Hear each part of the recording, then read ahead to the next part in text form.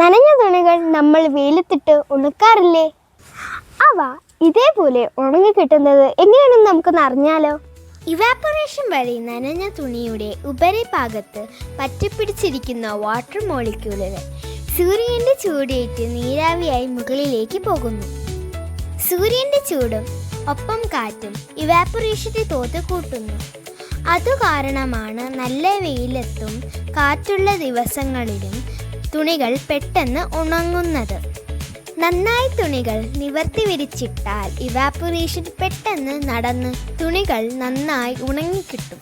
മറ്റു നിറങ്ങളെ അപേക്ഷിച്ച് കറുത്ത നിറം കൂടുതൽ ചൂട് അബ്സോർബ് ചെയ്യുന്നു. ലൈറ്റ് നിറത്തിലുള്ള തുണികളെക്കാൾ പെട്ടെന്ന് കറുപ്പ് നിറത്തിലുള്ള തുണികൾ ഉണങ്ങിക്കിട്ടും.